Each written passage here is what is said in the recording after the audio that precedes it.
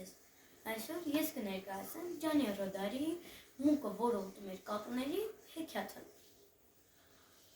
Պարավ, մի գրադարանային մուկ այցելում էր իր եղբոր երեխաներին։ Եվ երբ որ հասավ, մի անգամից ասաց. «Դուք չգիտեք ինչ է կյանքը»։ Վստահ եմ, դուք նույնիսկ կարդալ չգիտեք։ Դու մեր մեջ իսկական գլուխն ես, հառաչեցին նրանք։ Բայց մուկը մի անգամից ասաց.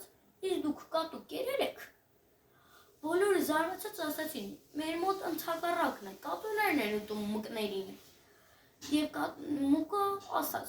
«Այդ նրանից է, որ դուք տգետ եք»։ Բոլորը հարցնում էին. «Կատուն ի՞նչ համի է»։ Եվ նա ասաց. «Կատուն թղթի և մի քիչ ցանակի համ կար մեջը, համի է»։ Եվ բոլորը զարմացան։ Բայց այդ պահին մուկը իսկույն ասաց.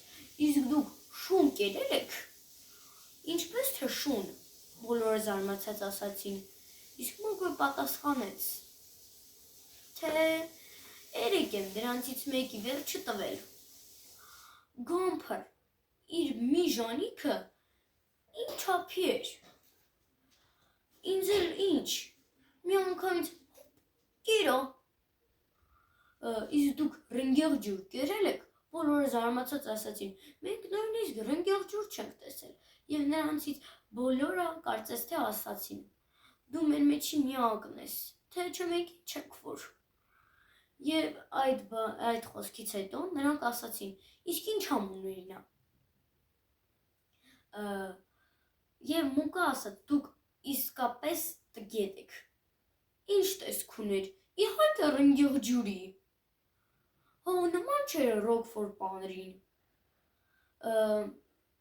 Եվ այդ պահին սկսեց պատմել, թե ինչը նա կերել։ Ասաց, թե դուք կերել եք արքայադուստր, դուք կերել եք տոնածառի բոլոր խաղալիքներով, երբ որ նա հասավ տոնածառին, այդ պահին լսեց կատուն, որ թաքնվել էր հին սնդուկի ետևը։ Նա լսում էր մկան ասած ամբողջ անհեթեթությունը և այդ պահին չդիմացավ և ցատկեց վախենալու ձայնով մի մլավաց և միանգամից բոլոր մկները պուկ փախան, միայն պառավը մնաց և նա քարացած մնաց անսպասելիությունից։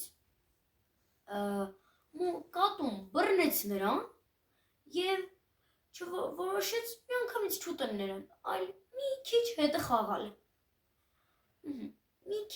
խաղալ։ Նա հարցրեց.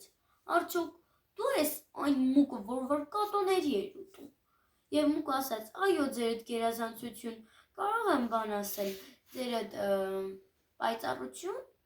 պայծառաբանություն» և ասաց. «Ես սովորական գրադարանային մուկ եմ, հասկանում եք»։ Եվ կատուն ասաց. «Հասկանում եմ, ապրում ես գրադարանում և զբաղվում ես նկարներով, նկարները փչացնելով, գրքերը փչացնելով»։ Եվ կատուն ասաց.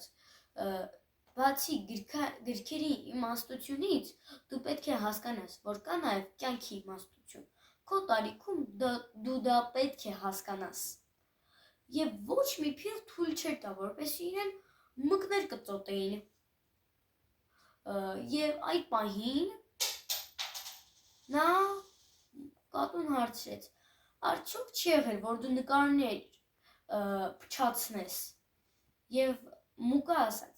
«Մի քանի անգամ, էն էլ ինքնագիտության համար»։ Եվ կատուն ասաց. «Ես ինքս գնահատում եմ գրագիտությունը, բայց թույլ չեմ տա այդպիսի բան»։ Եվ այդ պահին գերի բախտը շատ բերեց մկան։ Այդ պահին կատուն աչք թարթեց մի ուրիշ սարդի վրա, որ սողում էր հատակի վրա։ Եվ հենց այդ պահին մուկը անխելքություն չարեց և որոշեց փախնել։ Երբ որ նա փախավ, կատուն ասաց. «Այսօր ստիպված եմ բավարարվել միայն այս սարդով»։ Այսքանը։